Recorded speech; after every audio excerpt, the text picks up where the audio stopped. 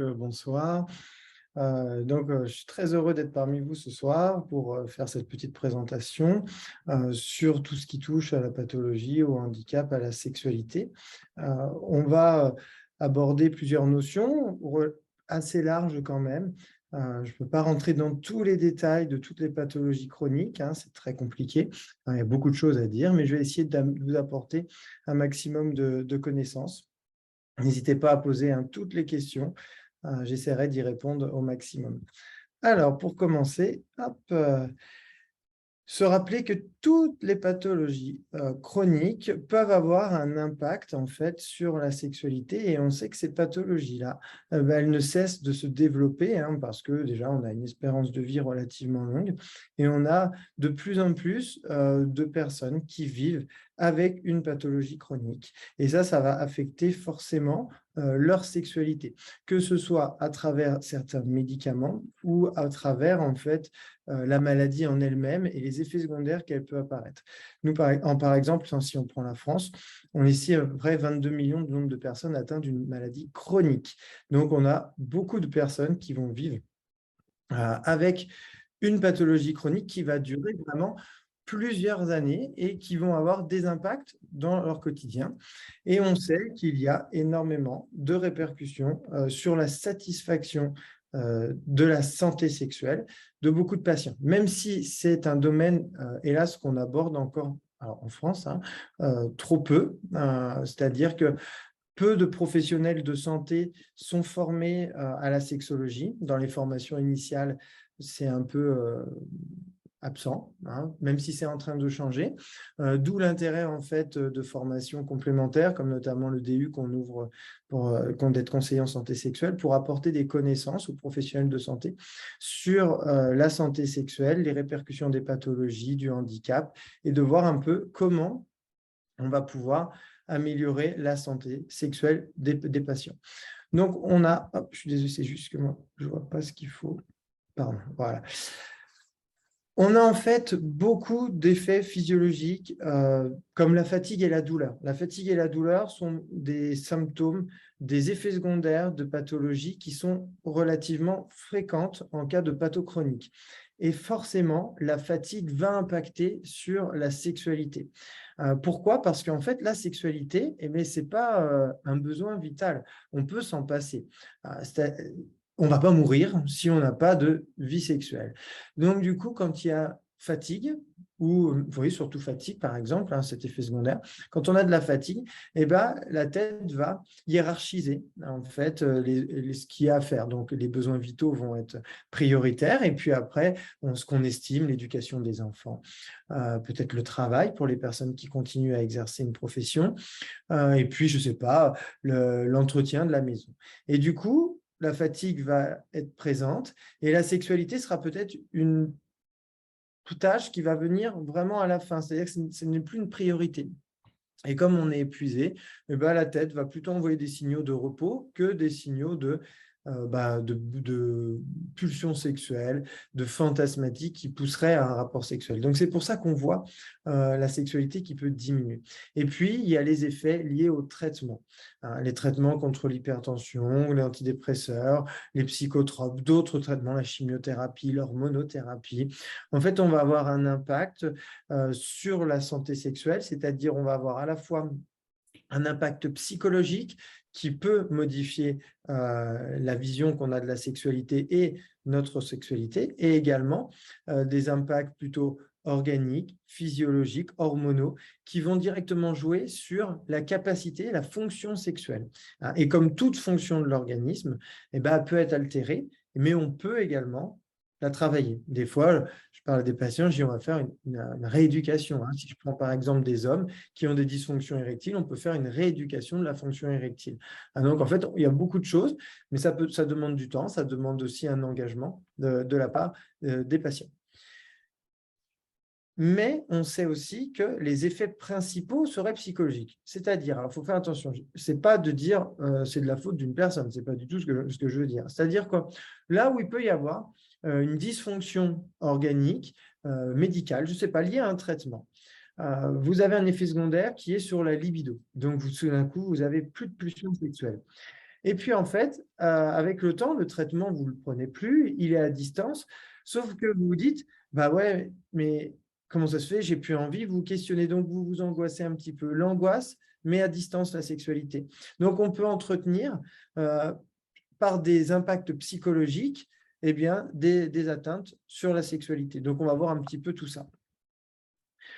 Donc, les couples, souvent, hein, en cas de pathologie, on sait que ça peut devenir un sujet très tabou. Alors, j'ai même envie de dire que dans beaucoup de couples, c'est déjà un sujet qui est tabou. C'est-à-dire que la sexualité, on la vit, mais on en parle peu. Or, s'il n'y a pas de communication, c'est très compliqué quand même de se retrouver tout le temps, sur une sexualité épanouissante dans un couple. C'est important de parler. Je ne suis pas en train de critiquer ma ou mon partenaire, je suis juste en train de dire, moi, voilà, en ce moment, par exemple, telle pratique, je ne peux plus parce que ça me donne des douleurs, parce que je suis fatigué, j'ai besoin de tendresse, j'ai besoin de toi, mais je ne peux pas aller dans un rapport plus physique actuellement. Mais j'ai besoin de sentir ta peau sur la mienne, d'être contre toi, d'avoir beaucoup de tendresse. Il faut communiquer. Sauf que souvent, on se rend compte, hein, moi je vois à travers les couples que je reçois, qu'en fait, les couples ne parlent plus. Et puis, ils imaginent. Ils disent, bah ouais, mais si elle a plus envie de moi, enfin, si on n'a pas de rapport sexuel, c'est qu'elle a plus envie de moi. C'est peut-être que elle a trouvé quelqu'un. Voilà. On a des croyances, des non-dits. Et à travers ces non-dits, vous pouvez créer un trouble sexuel au sein de votre couple et un trouble relationnel. Hein. C'est vraiment important de communiquer. On a aussi l'idée, alors des fois, cette notion de rôle de soignant, d'aidant, ce n'est pas des notions que moi j'apprécie beaucoup parce qu'en en fait, alors c'est bien hein, d'aider son partenaire, d'être présent, bien entendu, mais après, il ne faut pas non plus prendre la place d'un soignant. Hein. Je ne suis pas soignant de mon partenaire parce qu'après, ça devient compliqué de retrouver ma place de conjoint. Donc, il faut quand même garder cette dimension, cette intimité de couple, et on ne devient pas l'infirmier ou l'infirmière de notre partenaire. Alors, vous allez dire, oh, c'est facile à dire, des fois, on n'a pas le choix, c'est vrai, je sais que c'est compliqué, mais c'est juste d'essayer de voir que cette notion, des fois, ça peut perturber votre relation de couple après, hein, parce qu'après, vous êtes là en tant qu'aidant, et vous donnez ce rôle, et vous en oubliez un petit peu votre rôle d'homme, de femme, et on se perd un petit peu dans cette relation. La communication, donc, elle peut diminuer, je vous l'ai dit, et on peut avoir un sentiment d'être devenu moins désirable, mais c'est vraiment un sentiment. Demandez à votre partenaire si vous êtes moins désirable, s'il ne vous désire plus, si ses sentiments ont changé. Demandez-lui, et vous allez voir bien souvent que non, c'est vous qui imaginez. Moi, combien de fois j'entends des patientes qui me disent « mais regardez-moi, j'ai plus de cheveux, j'ai un sein en moins ». Comment voulez-vous que mon mari me trouve désirable? Je dois lui faire peur. Et en fait, quand on questionne le mari, pas du tout. Il est amoureux, il a peur de cette maladie aussi, peur de perdre, de voir de sa partenaire, l'être qu'il aime, de voir un peu sa partenaire souffrir, mais en aucun cas, il la trouve moins désirable. Donc, essayez d'être un petit peu plus bienveillant vraiment envers soi-même. Ça, c'est très important. On parle beaucoup de bienveillance envers les autres, mais il faut d'abord être bienveillant envers soi-même. Sinon, il y a un cercle vicieux qui va s'enclencher. Et après, je me retrouve, moi, avec des personnes qui viennent me voir, qui me disent, voilà, ça fait 6 mois, 1 an qu'on n'a pas eu de rapport sexuel. Alors, bien souvent, attention, qu'est-ce qu'on entend par rapport sexuel? C'est cette pénétration, surtout dans les couples hétérosexuels. Tout est centré autour de la pénétration. Non, il n'y a pas que ça, pas du tout. La tendresse, tout le contact physique, les baisers, la masturbation, tout ça, ça fait partie de la sexualité. Et j'ai même envie de dire, c'est vraiment peut-être le plus important. La pénétration, c'est une partie infime d'un rapport sexuel. Par contre, les affects, la tendresse, le partage et le plaisir qu'on peut prendre à deux, ça, c'est la sexualité. Tout ce que vous faites avec votre partenaire et pas avec une autre personne, c'est votre sexualité. Donc déjà, il n'y a pas une sexualité, mais des sexualités, et ça, c'est important. Juste, alors là, ce n'est pas très beau, hein, ce que je vous montre là. C'est pour montrer un petit peu comment la maladie peut impacter, les traitements peuvent impacter sur la sexualité. Vous avez le désir qui est une dimension particulière en fait de la sexualité, extrêmement importante. C'est-à-dire que le désir sexuel, il se décompose en deux, on le reverra tout à l'heure, la libido et le désir sexuel purement psychologique. Donc, on verra la distinction. Donc, c'est-à-dire que le désir, il est important parce que il faut que j'ai envie. C'est important dans la sexualité, le fait d'avoir envie de s'écouter. Je ne fais pas un devoir conjugal, je ne m'oblige pas à avoir des rapports sexuels. Je m'écoute, j'ai envie d'un rapport sexuel, j'ai envie d'un temps de partage. Après, ça va procurer quoi ce désir? Une excitation. L'excitation, chez l'homme ou chez la femme, c'est à peu près pareil, hein. En fait, les organes génitaux fonctionnent à peu près pareil.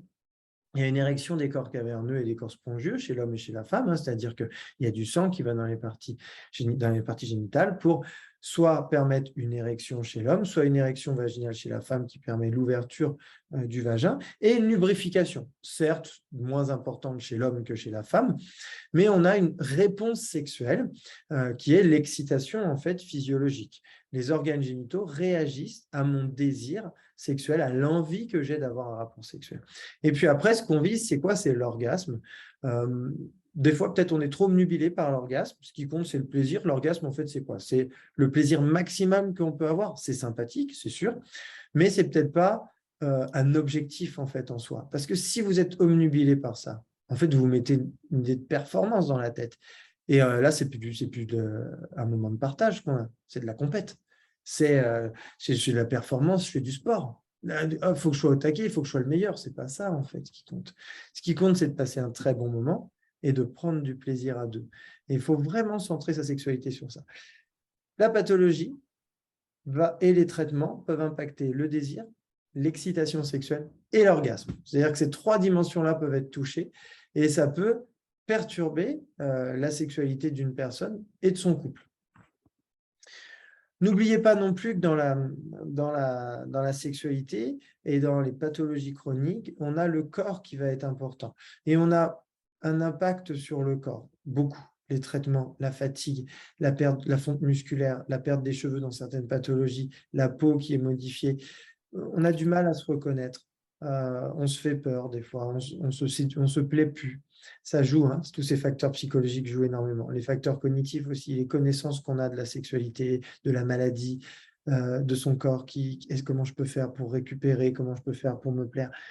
Et puis notre éducation, la vision de la société, tout ça, ça va interférer en plus.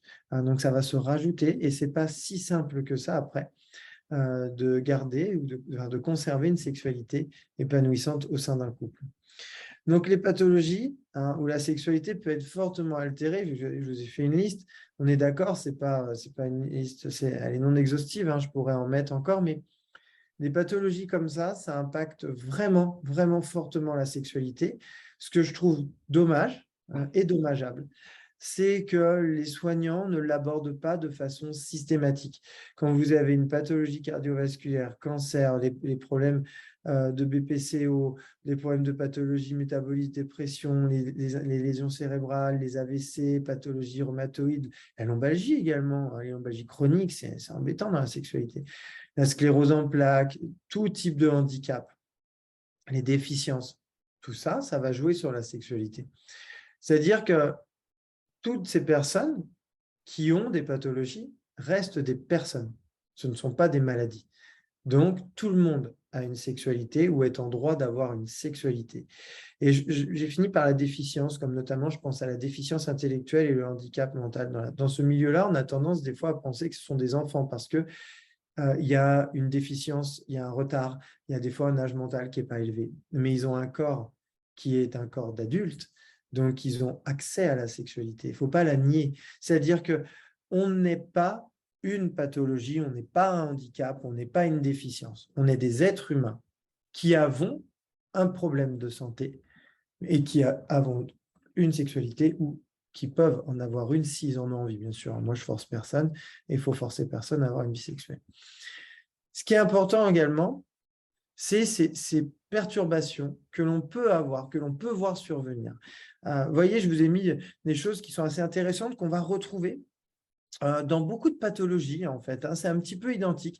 Alors, même si les pathologies sont différentes, ben, on se rend compte, hein, moi, je travaille beaucoup dans la pathologie chronique, différentes pathologies, et puis, je me rends compte que les patients m'amènent les mêmes difficultés à cause de troubles hormonaux, par exemple, qui sont très fréquents.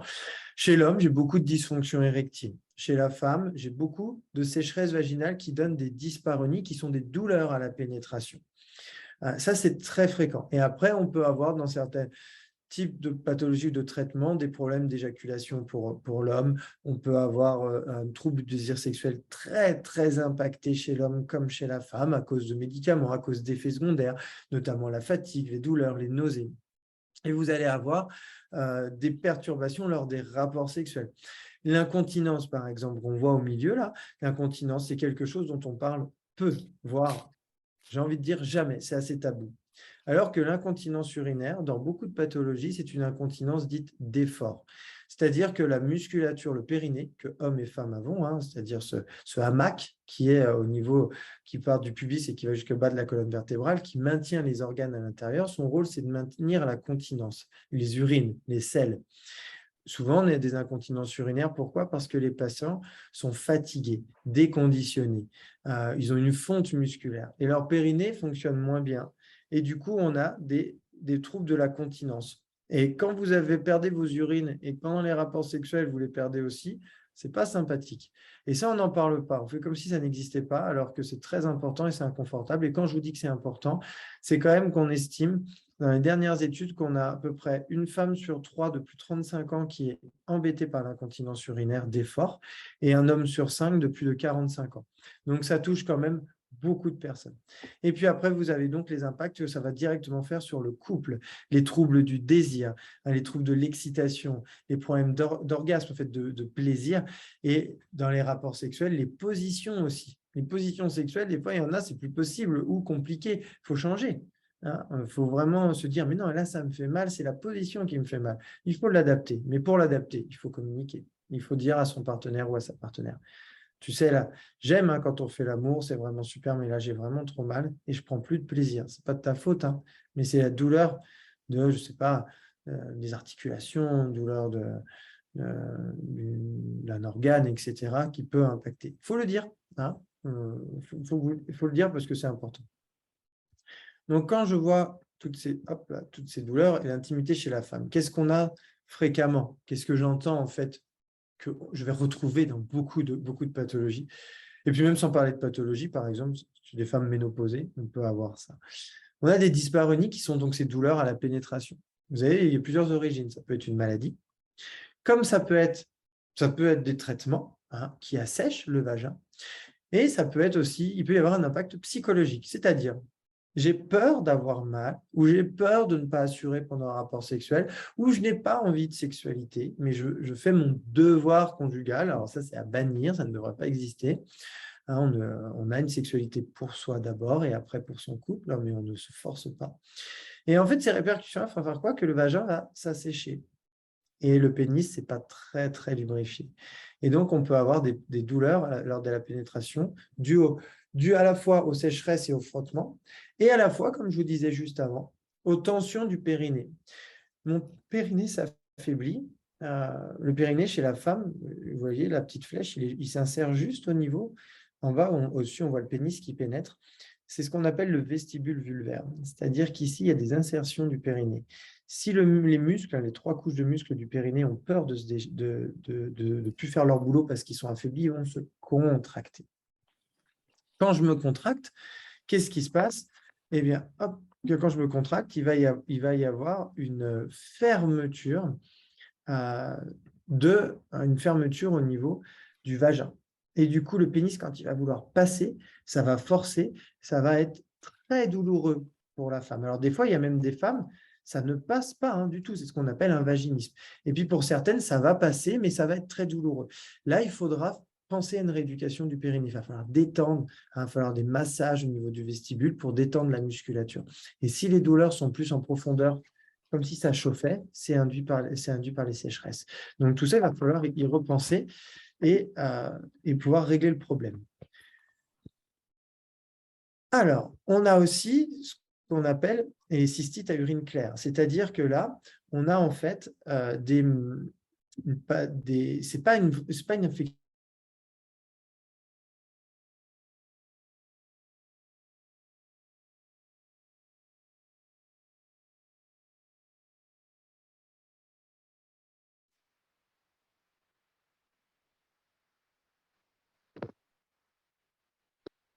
Donc, en fait, moi, j'ai des patients qui me disent, ben voilà,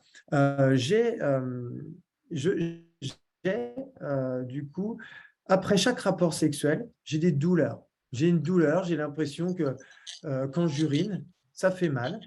Et quand je vais aux toilettes, quand je regarde, des fois, j'ai un petit peu de sang. Donc, du coup, il dit ça à leur médecin. Le médecin dit, oh, c'est une infection urinaire, je vais vous mettre sous antibiotiques. Sauf qu'en fait, ce n'est pas une infection urinaire. Pourquoi? On ne va pas dire que j'ai une infection urinaire. S'il n'y a pas de germe, c'est simplement dû à l'inflammation de la membrane, d'accord, qui communique avec l'urètre. Donc, ça veut dire que le vagin est trop sec et il va falloir régler la sécheresse. Alors, pour régler les sécheresses vaginales, il y a plusieurs solutions. La première que je vous recommande sont les hydratants longue durée non hormonaux. C'est-à-dire qu'on va utiliser, moi, ce que je dis à mes patientes, c'est que l'hydratant, c'est une crème de jour pour vagin. On va en mettre tous les jours. Ce n'est pas une solution miracle, ça ne guérit pas, mais ça permet de pallier à une sécheresse. Ça va réhydrater le vagin. Ça ne suffit pas pour le rapport sexuel. C'est-à-dire qu'on va pouvoir, pour le rapport sexuel, utiliser soit un lubrifiant, soit des huiles un petit peu pour l'EDA, par exemple, l'huile avec les préservatifs, hein, ça les abîme un peu, mais sinon, on peut utiliser ces huiles pour qu'il n'y ait pas de trouble à la sécheresse pendant le rapport sexuel et qu'il n'y ait pas de douleur. Mais par contre, en dehors, je recommande des hydratants. Chez des patients qui ont des grosses sécheresses, par exemple, celles qui ont un cancer hormonosensible, même quand il y a un cancer, en fait, on peut utiliser des hormones, uniquement la colpotrophine, qui est sous forme d'ovule. Il reste au niveau du vagin, qui ne passe pas dans la barrière sanguine et qui va pouvoir redonner des œstrogènes au vagin qui en est très friand pour lubrifier. Et puis sinon, on a le TSH, les traitements substitutifs hormonaux qu'on peut donner des fois à des femmes qui sont ménopausées, parce que les hormones, quand ça manque, le vagin, il est sec et c'est compliqué derrière pour les rapports sexuels. Après, on a plusieurs choses. On a l'acide hyaluronique. Alors, soit on l'a sous forme d'ovule que vous trouvez en pharmacie, soit vous avez directement des injections au niveau du vagin et de la vulve pour redonner en fait une lubrification. Ça fonctionne plutôt bien.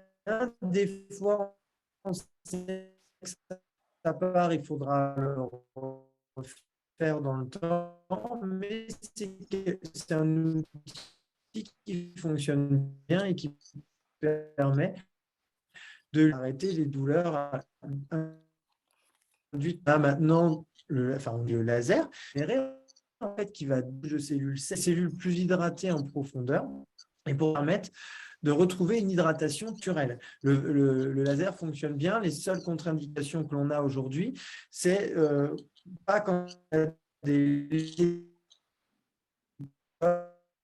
induits par le papillomavirus, j'ai envie de dire.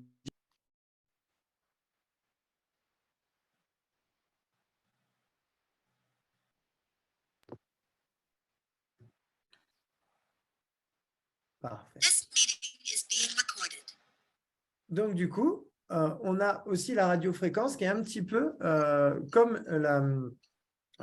le laser, sauf que le laser, on introduit à l'intérieur du vagin, la radiofréquence, on va rester au niveau de la vulve. Ça va chauffer un petit peu, 47 degrés. C'est quasiment indolore. On a très peu de patientes qui nous disent avoir… Enfin, elles ne nous disent pas qu'elles ont mal. C'est vraiment une solution qui fonctionne bien et qui permet de retrouver, comme le laser, une lubrification vaginale plutôt naturelle. Et puis, on a des techniques aussi de lipofilling, c'est-à-dire de la graisse. On va aller chercher de la graisse dans des régions du corps pour essayer de les mettre dans le vagin. Pourquoi? Parce qu'on se rend compte des fois, comme je vous disais tout à l'heure, que les injections d'acide hyaluronique, ça peut bouger avec les années alors que la graisse ne bougera pas. Donc, on a cette idée que ça peut être assez intéressant d'utiliser cette technique. Vous voyez, on a quand même beaucoup de techniques pour des femmes qui sont vraiment en souffrance parce que bien sûr que ce n'est pas uniquement la pénétration, mais quand moi j'ai des patientes qui me disent mais moi c'est un plaisir, j'ai besoin, je veux retrouver, il faut répondre à ce besoin. Et on a des techniques sous la main pour permettre de retrouver une hydratation vaginale et de lutter contre ces sécheresses qui sont tellement douloureuses lors des rapports sexuels. Et si on ne fait rien de toute façon, ça finit par un vaginisme, c'est-à-dire une incapacité à être pénétré. Et après, là, on part dans des problématiques un peu compliquées. On y arrive, en thérapie, on arrive à soigner le vaginisme. mais si possible, n'y allons pas. Essayons d'aider les personnes avant ça.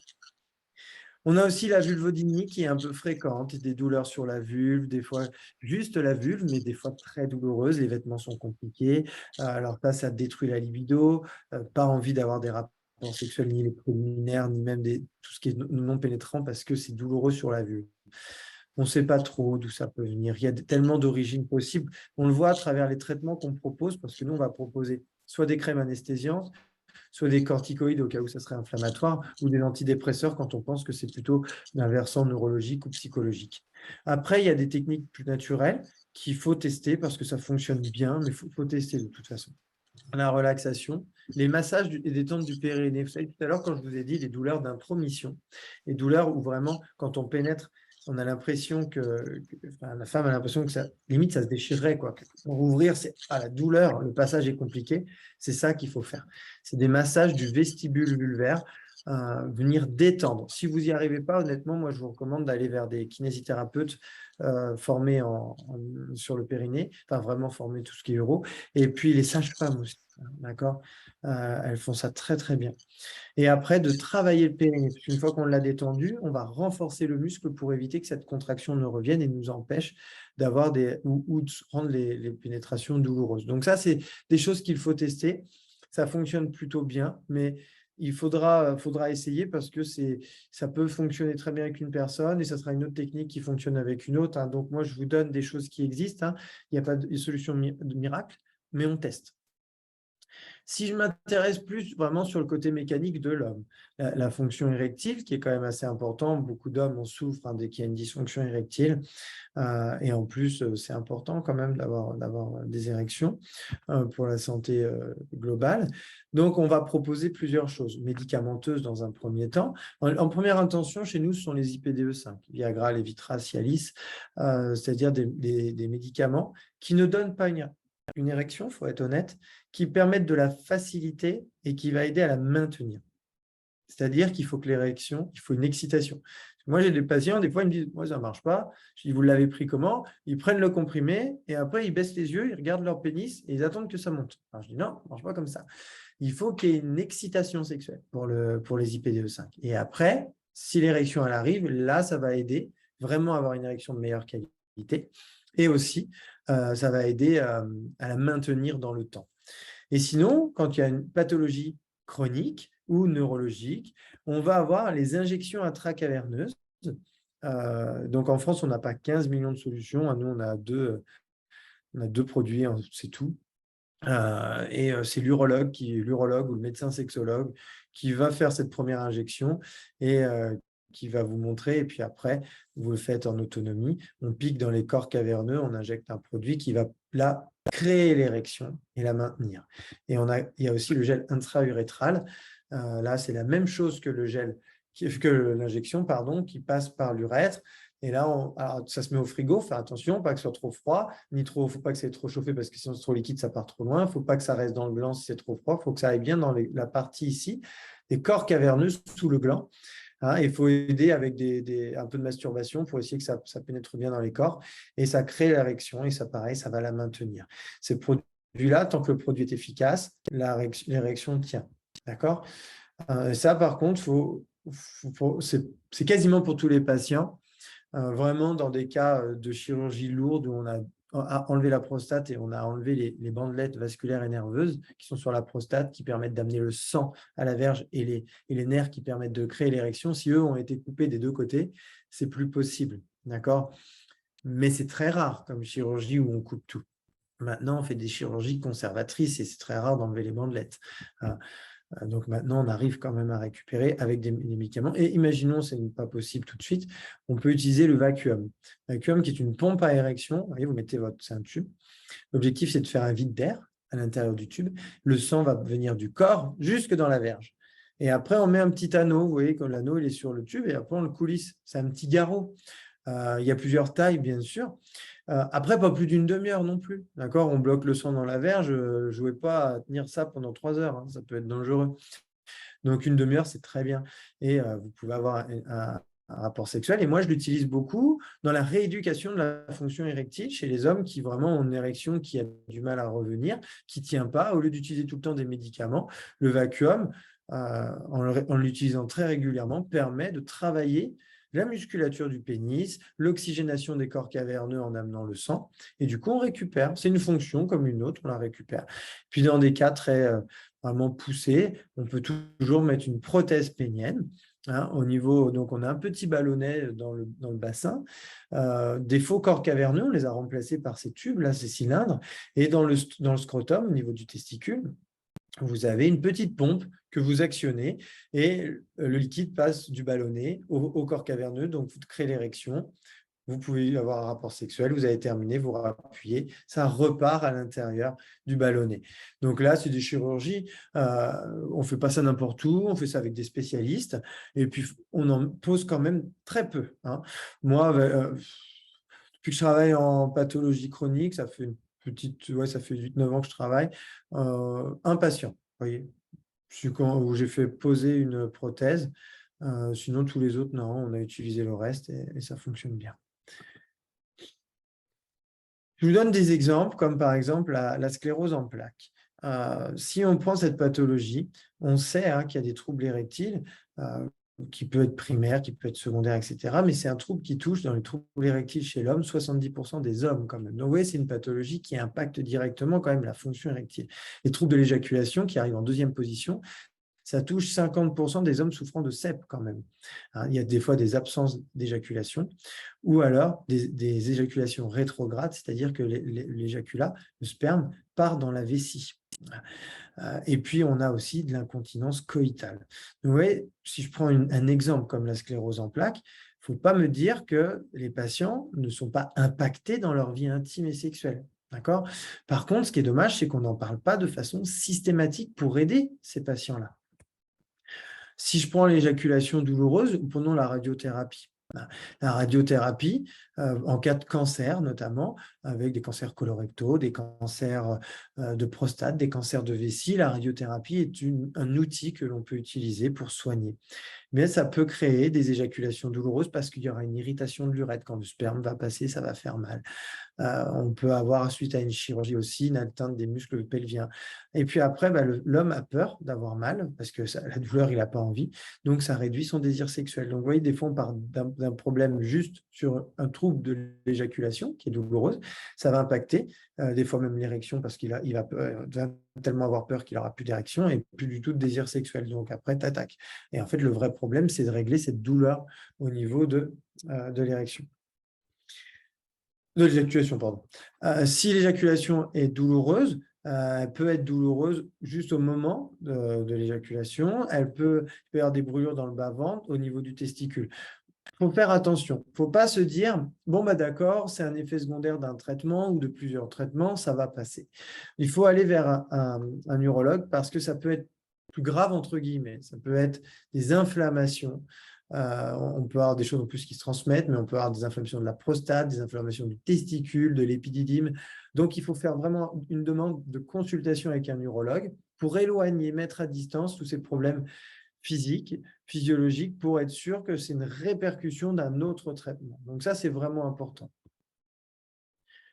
Et on a, pour les deux sexes quand même, cette incontinence dont je vous ai parlé. Cette incontinence qui touche une femme sur 3 après 35 ans et un homme sur 5 après 45 ans. Les pathologies chroniques fragilisent énormément la musculature du périnée. Si mon périnée, qui est une couche en fait, enfin une succession de 3 muscles, si ce périnée est atteint, il ne fait plus son rôle de maintien des urines, même des selles dans certains cas, en plus quand le revers de l'anus est atteint. Et du coup, on va avoir derrière une incontinence d'effort. Je fais un effort physique, je porte une charge lourde, hop, j'ai quelques gouttes d'urine qui partent, je tousse, je ris. Là, c'est vraiment un signe que le périnée est atteint. Et après, dans la sexualité, on a l'incontinence coïtale. Mais quand les urines partent pendant un rapport sexuel, l'impact est encore plus fort au niveau psychologique. C'est-à-dire que là, vous allez avoir une perte de confiance en soi, de ses capacités, une diminution du désir sexuel sûr et une perte de plaisir sexuel. Quand l'urine arrive, on ne prend pas de plaisir. Il y a très peu de personnes qui prennent du plaisir avec leurs excréments. Donc, ça impacte vraiment fortement la sexualité. Comment je peux éviter ça? Déjà, moi, je recommande vider la vessie. Ça paraît simple, hein, vous allez me dire, mais des fois, il y en a qui disent, ah, c'est pas glamour et tout. Bah, vaut mieux passer par les toilettes avant un rapport sexuel que les urines partent. Après, on évite aussi de boire du thé, café, alcool, hein, parce qu'on sait que ça accentue le travail, ça donne une hyperactivité à la vessie et c'est plus difficile. C'est pas simple, mais ça augmente. Hein, Après, vous faites travailler votre plancher pelvien, donc ça, on va en parler, hein, des exercices spécifiques du périnée. Et puis aussi, pensez à changer de position. Il y a des positions, pas du tout le missionnaire, enfin l'un sur l'autre, collé, la vessie écrasée, et c'est pas bon, hein, ça comprime, ça va sortir. Et vraiment, vraiment, quand il y a de l'incontinence urinaire, vous en parlez. Vous en parlez à un professionnel de santé, peut-être à votre médecin qui vous dirigera vers une sage-femme, vers un kinésithérapeute. Hein. Et puis après, il y a tout ce qui est aussi des activités physiques bien adaptées, le pilates, etc., des choses qui vont permettre d'avoir des exercices. Donc, les exercices sont importants parce qu'ils vont permettre, en fait, de rééduquer. Il y a des exercices que moi, je recommande fortement, qui sont les exercices de Kegel. Les exercices de Kegel, on les trouve facilement sur Internet. Hein, et en fait, c'est des exercices de pleine conscience pour essayer de contracter soi-même son périnée. Et en fait, de le renforcer, si vous voulez, pour retrouver une bonne continence. Donc, à la fois, il y a la rééducation à faire par un professionnel de santé, hein, par sonde. Hein, souvent, les kinés, les sages-femmes peuvent travailler par sonde. Mais après, ils vont vous donner des exercices à faire à la maison. Et si vous vous dites, tiens, j'ai des petites incontinences qui arrivent, mais pas quelque chose de grave. C'est-à-dire vraiment, quand j'ai la vessie pleine, je fais un peu de sport, j'ai quelques gouttes qui partent, ou je rigole, mais vraiment, j'avais la vessie pleine. Bah, entraînez-vous, faites ces exercices-là, vous les trouvez vraiment sur Internet, ils sont faciles à trouver, et vous commencez à travailler des exercices tout simples, comme ça. Coucher sur le dos, genou fléchi, et à l'expiration, contracter les muscles du plancher pelvien au maximum, comme pour retenir, comme si une envie d'uriner ou un gaz, pour bien sentir que c'est dessous que ça monte. Je ne serre pas les fesses, je ne serre pas le ventre, bien dessous, vraiment sous mon plancher. Tenez la contraction 5 secondes en respirant normalement, relâchez avec un repos de 10 secondes entre chaque. Hein. C'est de l'entraînement. Je contracte, je relâche. Je fais des contractions très régulièrement. Vous voyez, on estime à 3 séries de 10 contractions maximum en s'accordant du repos et puis faire ça 5 fois par semaine. On le fait après en position assise, après debout, et après on peut le faire quand on veut. D'accord? Et après, on augmente le temps de contraction. Début, 5 secondes, ce n'est pas si évident que ça à tenir. Après, on passe à 10, etc. Et après, vous allez voir, c'est de l'entraînement. Plus vous en faites, plus vous récupérez. Tout à l'heure, je vous ai dit, hein, sur cette courbe qui n'était pas très, très jolie hein, pour définir la sexualité, qu'il y avait cette notion de désir sexuel. Et ce désir sexuel, on a tendance à mélanger beaucoup de choses. Il y a en fait la libido d'un côté, le désir sexuel de l'autre et le désir amoureux encore d'un autre côté. Je peux être follement amoureux de ma ou mon partenaire, mais ne plus avoir envie de sexualité à cause d'une maladie, à cause de fatigue, à cause d'un stress. Ça ne me remet pas en question mes sentiments. Parce que des fois, j'ai trop de personnes qui disent « Ouais, mais si j'ai plus envie de sexe, c'est que je l'aime plus. » Ne mélangeons pas tout. C'est possible que les sentiments disparaissent, mais il ne faut pas tout mélanger. La libido, elle est hormonale. Qu'est-ce qui nous fait rentrer dans la sexualité? À la puberté, nos hormones sexuelles, chez l'homme comme chez la femme, testostérone, œstrogène, progestérone, avec des proportions qui sont différentes chez l'homme et chez la femme. Mais il n'y a pas que la libido. Sinon, ça voudrait dire que toutes les femmes qui sont ménopausées n'ont plus de sexualité. On serait en train de dire que la ménopause, c'est fini. Oh, vous allez dans les maisons de retraite, ça s'amuse. Hein. Ils ont bien raison d'ailleurs. Ils ont du temps. Donc, la libido, ce n'est pas la seule explication de l'envie d'avoir des rapports sexuels. Il y a le désir sexuel. Le désir sexuel, c'est psychologique. C'est l'envie. Une personne m'excite, me crée vraiment une envie de sexe et j'ai envie d'un rapport sexuel avec elle. Vous voyez, c'est ça le désir sexuel. Du coup, quand je comprends que c'est une dimension psychologique, ça se travaille. Et ça se travaille comment? Je ne vous recommande pas les pornos parce que je ne dis pas qu'il ne faut pas y aller, je ne dis pas que c'est à bannir, ce n'est pas ça. C'est que si vous regardez, votre cerveau, c'est un gros feignant, il ne travaille pas. Hop, il se met en mode je consomme, il regarde, c'est excitant, super, je me masturbe et tout, c'est fait. Mais ça ne fait pas travailler la tête. Par contre, les lectures érotiques, ou se rappeler des scénarios qu'on a vécus, ou fantasmer. Ça marche bien. C'est-à-dire que notre cerveau, il est tellement fort, tellement, tellement fort. Quand vous lisez un roman et que vous adhérez au roman tout, et que vous allez voir le film qui a été fait de ce roman, les 3/4 du temps, on est déçus, on dit « le livre était mieux ». Mais pourquoi le livre était mieux alors qu'on n'avait pas d'image? Parce que notre cerveau, quand on lit, lui, il fait des images. Si vous lisez du romantisme, de l'érotisme, de la sexualité, eh bien, votre cerveau va créer les images avec. Et c'est quoi ces images? C'est un imaginaire érotique. Ça va créer quoi derrière? Des fantasmes. Et les fantasmes, c'est quoi? C'est le carburant du désir sexuel. J'ai des fantasmes, j'ai envie de sexe. C'est tout simple. Donc, il ne faut pas se forcer à avoir des rapports sexuels, mais il faut plutôt travailler, c'est-à-dire lire, se forcer à penser, se masturber. La masturbation, c'est un très bon outil si on aime ça. C'est-à-dire se forcer à recréer le désir. Et je recrée l'imaginaire érotique et le désir arrive et après j'ai envie de sexe et je prends du plaisir dans ma sexualité. C'est pas je me force à avoir des rapports sexuels, ça ne marche pas. D'accord ?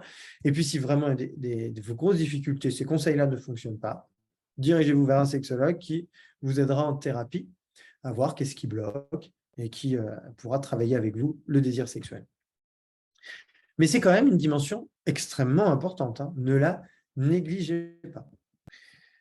Le cerveau, il est érogène en fait. Il est super érogène. Le sexting, c'est intéressant ça. C'est-à-dire qu'en fait, on arrive des fois en couple à s'exciter sans se voir. Alors certes, on peut faire des photos et tout, mais c'est pas encore le mieux. Le mieux, ce sont les textes. Quand on s'écrit des petites choses, on imagine des scénarios, on imagine ce qu'on aimerait.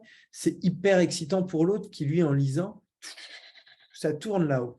Donc, n'hésitez pas à utiliser tout ça. Vraiment, ce sont des techniques qui fonctionnent très, très bien. Et puis, je voulais aussi revenir sur le corps, parce que le corps est extrêmement important dans la sexualité et en pathologie. En pathologie, il est très altéré. Et là, vous voyez, ce que je vous montre comme image, en fait, ce sont des auscultations médicales. Alors, heureusement que les médecins ne caressent pas les patients. On est bien d'accord, on ne va pas caresser leurs patients, pas que ce soit érotique. Ils vont avoir des gros problèmes, ça va être très compliqué. Ouais. Mais le toucher médical, il n'est donc pas érotique. Si on est palpé, ausculté, touché constamment, eh bien, qu'est-ce qu'on fait? On doit, notre tête, de façon plus ou moins consciente, eh ben, elle n'associe plus le contact physique à de l'érotisme, mais elle l'associe à une maladie. En fait, elle l'associe au corps médical et donc à une maladie. Et on peut perdre la fonction érotique du toucher. Et moi, je me retrouve des fois avec des patients qui viennent me voir, qui me disent « Je ne veux plus que mon partenaire ou ma partenaire me touche. Ça me dégoûte. » Donc, c'est dur d'entendre ça. Enfin, d'avoir ces mots-là pour les patients, de se dire « Mais vous vous rendez compte mon partenaire, mes cœurs me crispent quand il me touche. C'est très difficile. » Mais en fait, non. C'est parce que se toucher, les patients ne s'en rendent pas compte, mais c'est associé à la maladie. Et nous, on va travailler ça. Donc là, vraiment, je recommande en fait soit d'aller voir un psychologue pour travailler ça, soit un sexologue, et de retrouver aussi un lien plus agréable avec le toucher. C'est-à-dire, hop, de s'enlever de la maladie. La socio-esthétique, l'esthétique tout court, hein, peu importe. Les massages, de retrouver un contact et les automassages. Déjà retrouver un contact agréable de son propre corps, de son propre toucher, et après d'une autre personne. Loin de la sexualité au début, hein. Un massage fait par une esthéticienne, ce n'est pas du tout de la sexualité, mais c'est du bien-être. Il faut que le contact, le toucher redevienne agréable et après, il redeviendra sexuel. D'accord? Ça, c'est très important.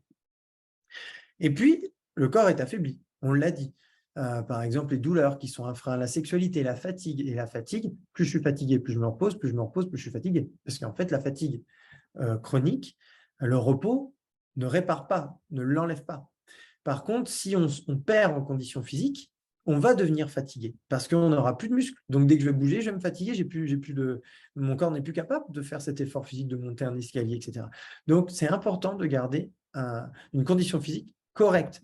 Pareil, il y a des professionnels, les kinésithérapeutes, les professionnels de l'activité physique adaptée. Et puis, n'oubliez pas toutes ces consultations par des algologues qui sont des médecins spécialistes de la douleur. Il ne faut pas souffrir, d'accord? Il ne faut pas que votre corps soit douloureux, parce que sinon, ça, c'est un frein énorme à la sexualité. D'accord? Il est important qu'on soit bien dans son corps pour pouvoir partager avec l'autre. Hein. Ça c'est vraiment important.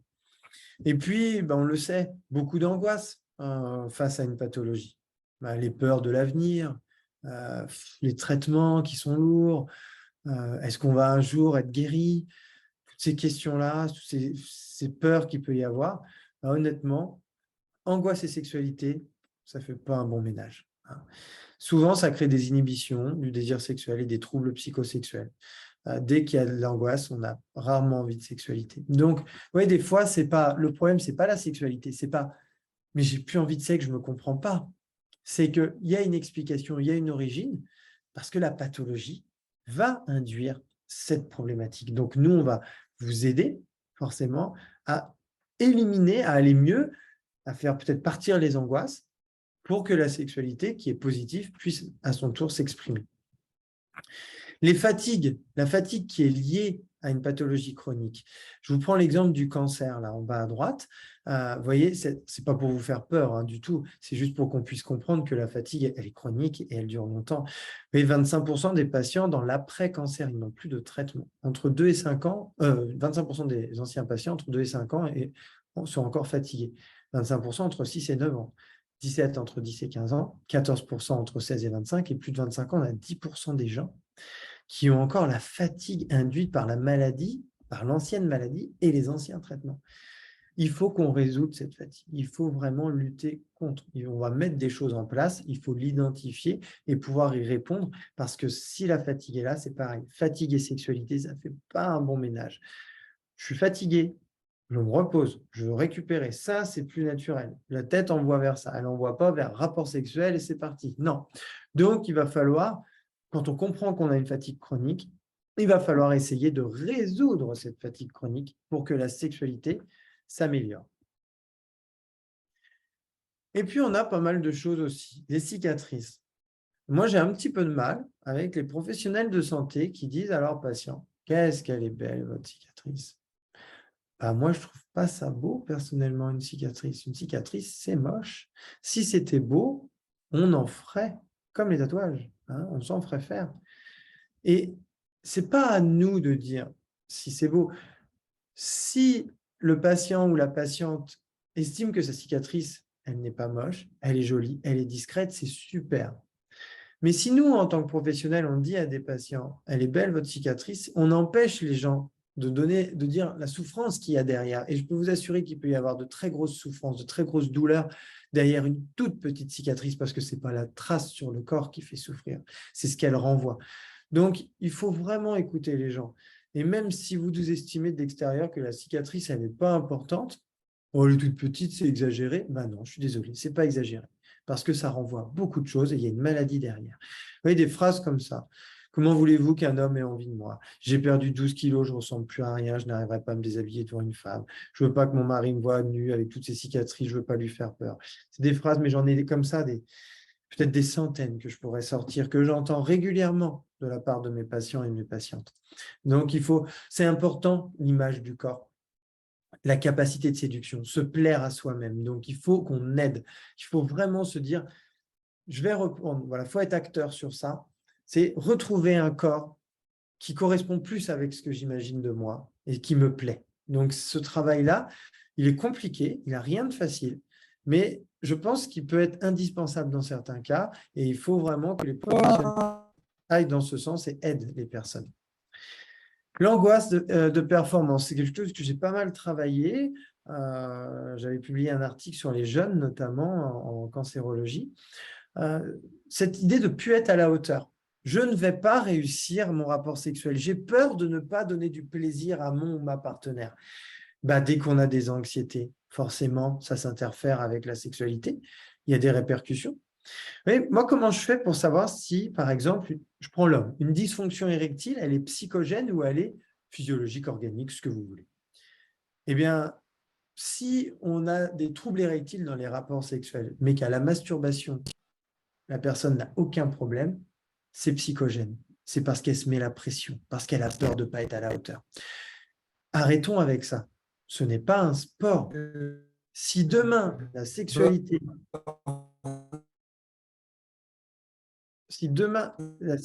devait être un sport, eh bien, il y aurait une fédération, il y aurait des arbitres. Il y a un problème.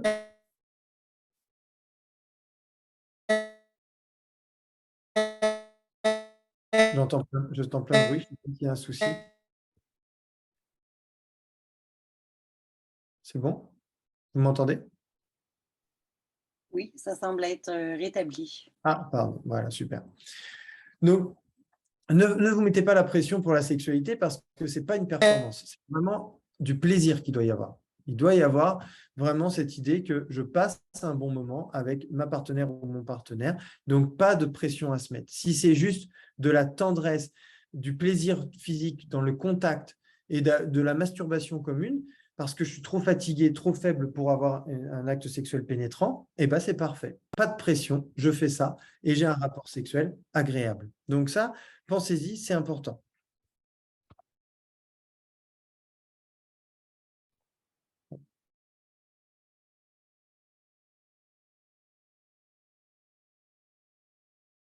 Je suis là, vous m'entendez? Oui, oui. Ah, d'accord. Pardon. Oui, oui, oui, tout à fait. Désolée, il semble y avoir des troubles de Ouais, connexion, mais on ne sait pas de où ça vient. aucun souci du coup.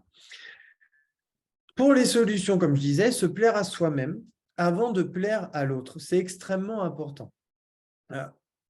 Il faut se réconcilier avec son propre corps. Alors vous allez me dire, oh, c'est facile de dire ça.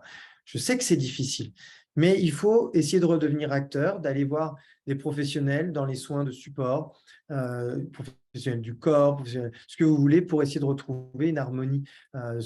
Les socio-esthétiques, je trouve ça très formidable comme travail qu'elles peuvent faire, d'avoir les kinés, les professionnels de l'activité physique adaptée, les psychologues, tous ceux qui touchent à la fois au corps et à l'esprit, c'est vraiment intéressant. La réflexologie, la sophrologie, faites-vous aider en utilisant des pratiques, des professionnels qui sont là pour ça. Parce que c'est important, c'est primordial de se réapproprier le corps qui a été fragilisé pendant la maladie. D'accord? Prendre soin de soi, c'est hyper important.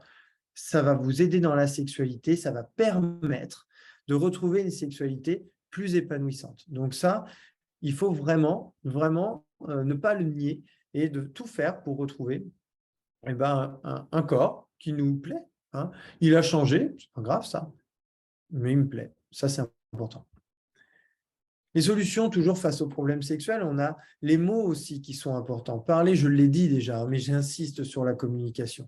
C'est pas important, c'est primordial, c'est essentiel, c'est tout ce que vous voulez. C'est que on ne peut pas, comme moi, j'en vois des fois des patients qui viennent me voir, qui me disent surtout, hein, vous ne devez pas dire à mon mari que je suis là. Ah, pourquoi? Parce que il ne sait pas que je viens consulter et tout. Non, c'est pas la sexualité, c'est pas un problème individuel, c'est un problème de couple. On est deux. C'est pas moi je vais bien, toi tu as des problèmes, va les régler. Non, on se retrouve pas dans notre sexualité aujourd'hui. Nous rencontrons une difficulté. Ça arrive à tout le monde. Il faut qu'on se fasse aider parce que des fois on voit pas tout. Euh, Moi, je fais rien de très sorcier, hein, mais je suis un regard extérieur qui permet de peut-être. Moi, je suis une caméra extérieure qui permet aussi de faire regarder différemment les gens dans leur couple et dans leur pratique, parce que ils voient pas, ils sont dans leurs problématiques. C'est comme ça qu'on va les aider, hein. Mais il n'y a pas non plus des thérapies. On ne part pas sur 10 ans de thérapie, hein, non, pas du tout. C'est juste de trouver, déjà de pouvoir parler à un professionnel et aussi à son partenaire, parce que c'est difficile. Des fois, on a des casseroles qu'on traîne, il faut les lâcher, quoi. Elles nous ralentissent, ces casseroles. Laissons-les où elles sont. On libère et ça fait du bien. Donc, il faut ne pas hésiter à communiquer, à parler. La verbalisation, c'est vraiment la première solution pour la personne et pour le couple pour retrouver une vie sexuelle très épanouissante. La tendresse est extrêmement importante, je pense que vous l'aurez compris. Arrêtons d'imaginer que la pénétration est centrale dans nos rapports sexuels. Non, ce qui est central, c'est nos affects, c'est la communication, c'est le partage, c'est la tendresse, c'est l'amour que l'on a entre nous. Et je peux vous dire que quand vous avez ça, la sexualité, c'est facile. Si tout est centré sur un acte mécanique, on peut avoir de gros problèmes dans sa sexualité de couple. Ça, c'est une certitude. Donc, n'hésitez pas vraiment à oublier cette performance et à vous centrer sur le plaisir, dans l'échange et dans la tendresse. C'est très, très, très important. Et si on se dit, tiens, ça fait longtemps, mais on n'a plus de sexualité. Moi, des fois, j'ai des couples, ils arrivent, ça fait 1 an qu'on n'a pas eu de rapport sexuel. Ah, je dis, mince, vous vous embrassez plus, vous vous touchez plus. Elle me dit, bah si. Ah, bah je dis, je suis rassuré, vous avez des rapports sexuels. Donc, c'est quoi le problème? Ah oui, d'accord, c'est la pénétration. Mais, mais ce qui compte, c'est de faire prendre conscience qu'on a une sexualité qui est peut-être différente de celle qu'on avait avant, mais on a une vie de couple. Là où c'est vraiment difficile, c'est quand on a des gens qui s'embrassent même plus, qui se touchent plus et qui, voilà, là d'accord, c'est un peu difficile. Là, il n'y a plus de sexualité. Mais si vous avez beaucoup de tendresse entre vous, etc., il y a de la sexualité. Après, il peut y avoir des problèmes pour certaines pratiques. Et là, il y a des solutions comme j'ai pu vous présenter ce soir et plein d'autres, hein, en fonction des difficultés. Les sexologues sont là pour ça. Ils vont vous aider à trouver des solutions et à rendre une sexualité plus épanouissante. Mais du coup, il faut se rappeler que la sexualité ne veut pas dire pénétration. Je crois que je l'aurai assez dit ce soir, donc je pense que là, c'est bon. Hein, maintenant, on est d'accord avec ça. Les moments d'intimité, pardon, sont super importants. Les caresses, les câlins, les baisers, les massages, essentiel. Le contact physique, il est essentiel dans le couple, ainsi que le dialogue. Et si vous avez tout ça, c'est pas compliqué, même s'il y a une maladie, même s'il y a des traitements difficiles. Et bien, si on ouvre les champs, on retrouve une sexualité ou une nouvelle sexualité. Parce que la sexualité, elle n'a pas forcément à être la même quand on a 20 ans, 30 ans, 40, 50, 60, 70, 80, 90 ans. Je pense qu'elle ne devrait même pas être la même parce que c'est une expérience, la sexualité. Quand on est jeune, on n'est pas bon, on apprend, c'est comme tout. Et après, on apprend que la dimension physique, elle est moins importante que la dimension psychologique, relationnelle, affect. Et après, on arrive à une sexualité où on se connaît, où on partage, où on s'aime, où on partage tellement de choses qu'on éprouve beaucoup, beaucoup, beaucoup de plaisir.